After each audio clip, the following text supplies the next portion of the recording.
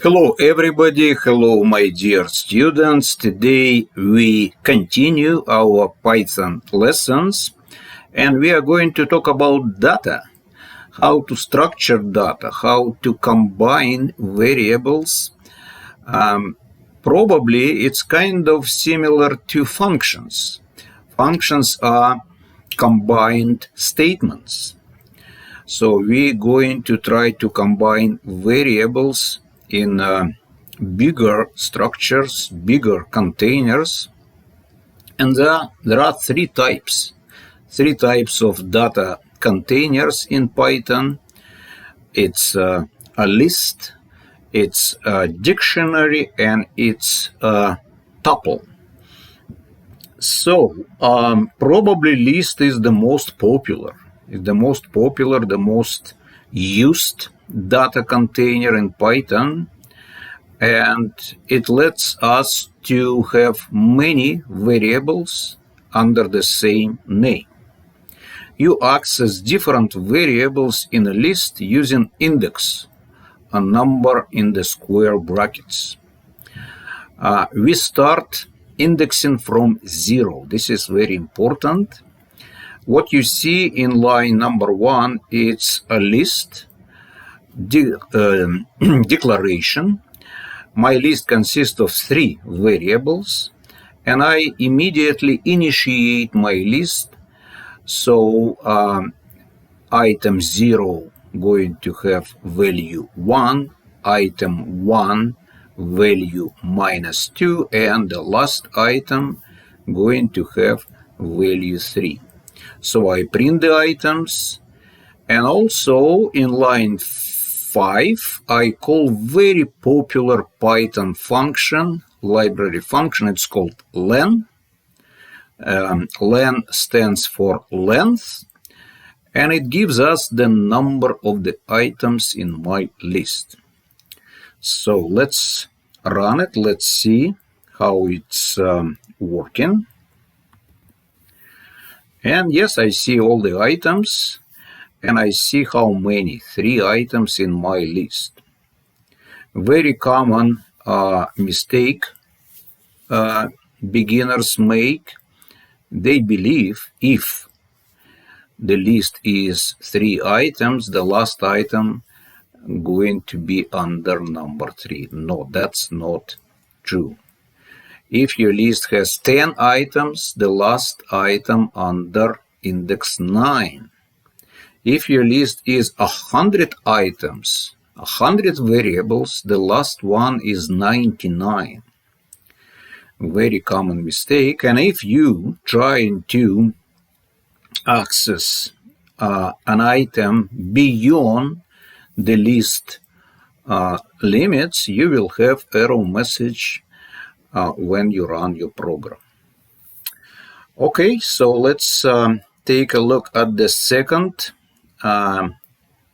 program I prepared for you. What if you need a big list? If you need, let's say, to process hundreds or thousands of items, millions of items, sometimes the databases you process are huge. So in line number 1, I showed you how to declare a big list and how to initiate this list with the same value.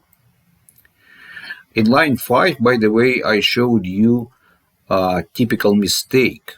I am trying to access an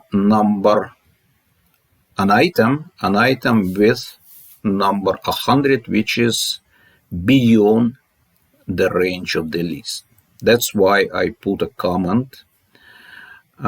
This line is a mistake. So let's run it. Let's run my new program. I don't print the whole list. I print just 3 elements, 3 items, and I print the total, the length of the list. Let's see how it's working. You see all the items are zeroed, and there is 100 items or elements in my list. Next example. What if I want to change my list later on. So sometimes it's hard to predict how many elements you need for your list. It may be not clear at the beginning of your program. So using special method append, you can add to the end of the list new and new variables, new elements, new items. Using remove method, you can delete from your list any element. In append, you provide the value of the new element. In remove, you provide the position from where you want to remove an item from your list. By the way, you may declare an empty list. Line number 1, just 2 square brackets, shows us how to declare a list with no items.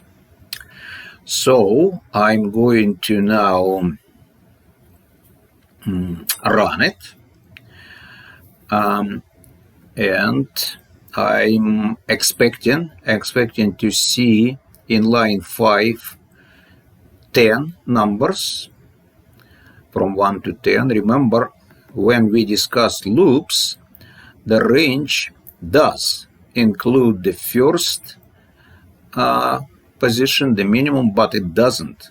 The range doesn't include the last position. So my loop going to be from 1 to 10. So I'm going to see here 10 numbers. But here in line 7, I'm going to see 9 numbers only because one element going to be removed.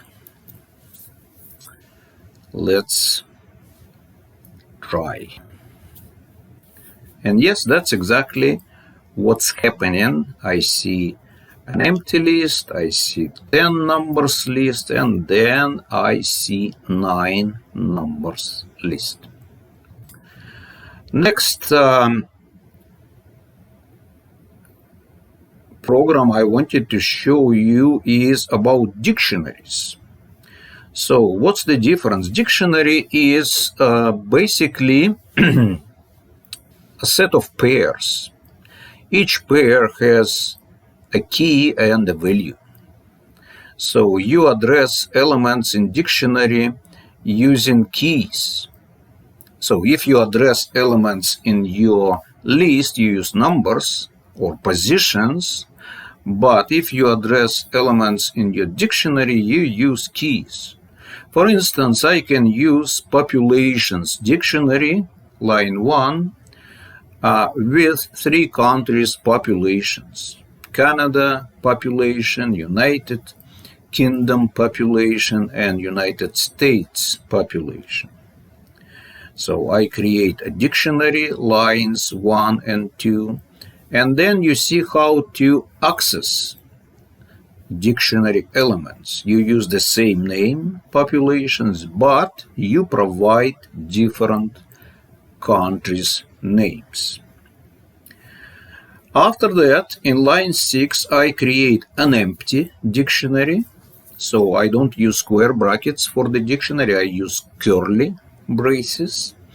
And now I dynamically add to my dictionary new and new populations. Line 7, line 8, line 9. My dictionary can grow dynamically during the program execution.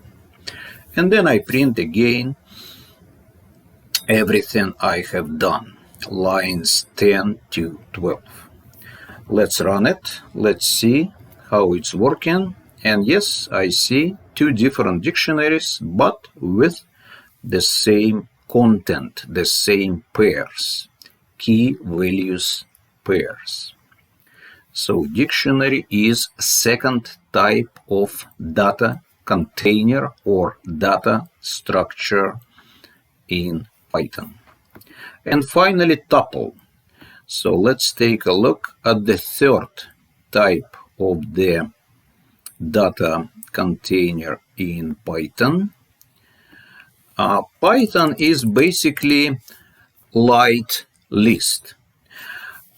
It is very similar to list. The difference is when you create a tuple, you don't use square brackets, you use parentheses, but you access elements in a tuple the same way you access elements in the list. Tuples cannot be modified, so it's a read-only lists. And that's why they have or they require less memory and they processed faster. So if you know ahead of time you need a lot of numbers, you need a list but you won't change it, make it a tuple, you will save some memory and you will make the whole processing more efficient.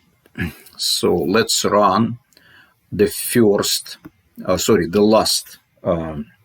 last program in my lesson about tuples.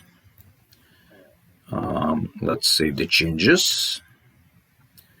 First, let's run it, and I see 3 elements in a tuple: 66, 70, and 88. So today we discussed 3 data structures, 3 fundamental data structures in Python: lists, dictionaries, tuples. It's a very important topic, how to combine elements, variables. Of course, you may you may go even further. So an element in a list can be another list, or an element in a dictionary can be a tuple. So you can nest data containers into each other. And later on we will going to discuss the most typical type of such a nesting 2 dimensions arrays. Anyway, thank you for watching. Share my video with your friends. Give me some likes or dislikes, no matter how you evaluate what I've done. And see you soon. All the best to you. Bye-bye, guys.